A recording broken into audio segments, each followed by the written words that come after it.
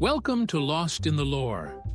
My name is Benny, and today we're diving into the story of the woman who outwitted the Roman Empire.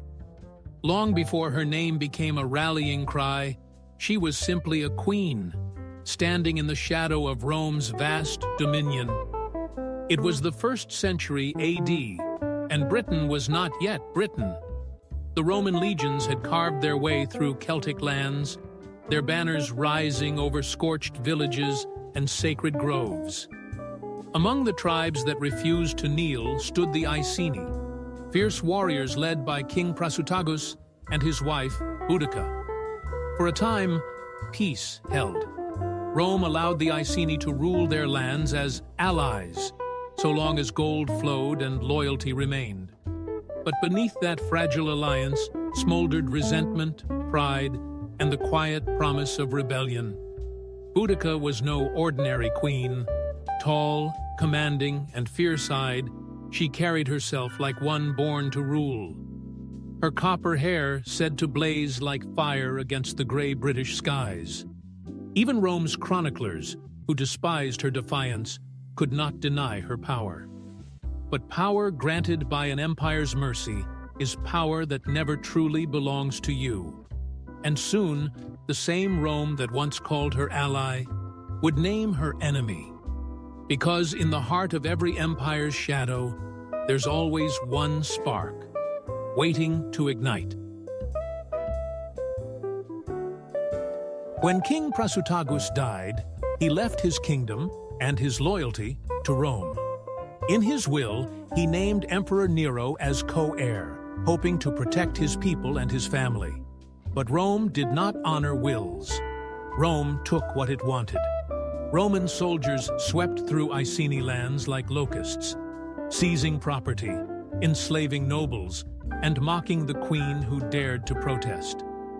When Boudica stood against them, they flogged her in public, her back torn and bleeding before her people. And her 2 daughters were assaulted by Roman officers. It was meant to break her, but it did something far more dangerous. It awakened every ember of fury that Rome had tried to extinguish. That day, the Iceni learned the truth.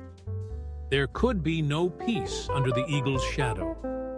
And Boudica, beaten, humiliated, yet unbroken, swore she would make the empire remember her name. Because Rome had taken her dignity, but in return, she would take their cities. Word of Rome's cruelty spread across the tribal lands of Britain like wildfire. Boudica, once a queen of one small tribe, became a voice for all who had suffered under Roman rule.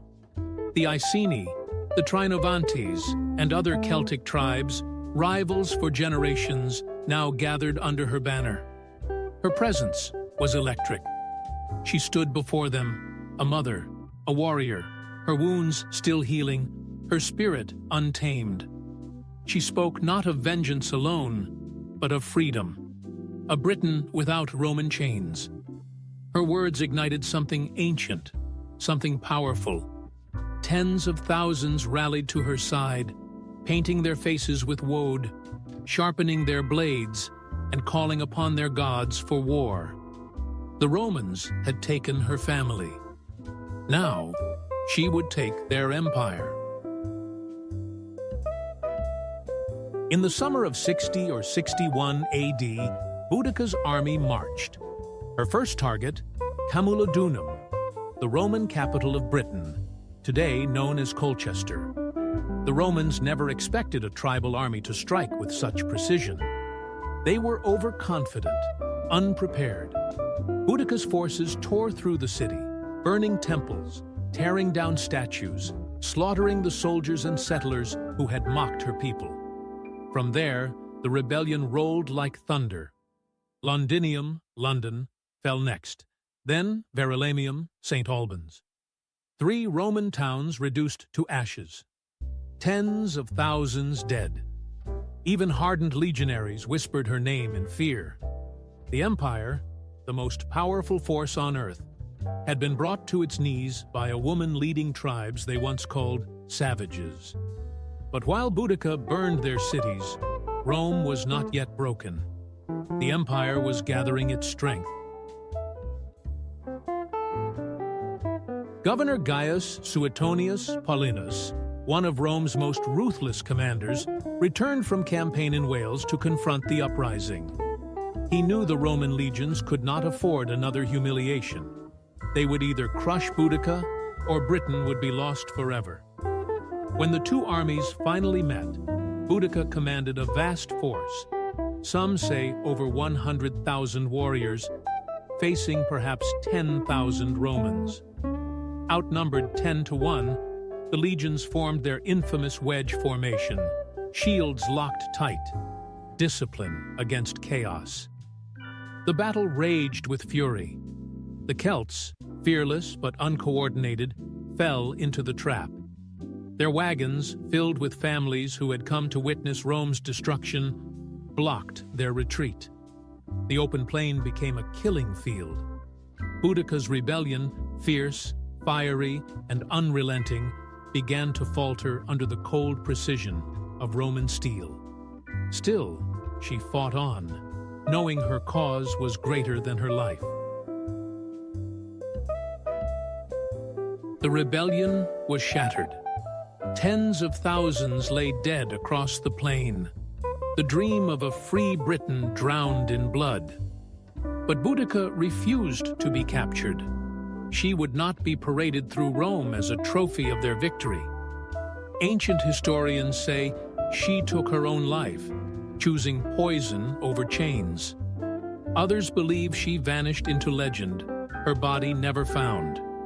For Rome, it was a victory, but a hollow one. For Britain, it was the birth of a legend, a woman who stood against the greatest empire the world had ever known, and for a moment, made it tremble. Time buried her cities, her weapons, her people, but not her name. Even Roman historians who sought to diminish her could not erase her.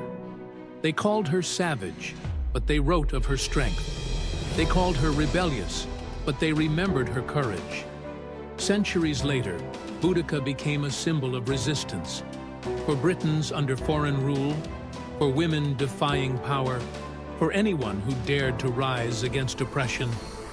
Her bronze statue now stands beside the Thames in London, the city she once burned, her chariot poised mid-charge, daughters at her side, her gaze fixed on eternity. Boudica did not outlive Rome, but her defiance did. And sometimes that is the truest victory, to live forever in the stories of those who refuse to kneel. If history's forgotten warriors and untold revolts fascinate you, subscribe to Lost in the Lore, where the past is never truly past.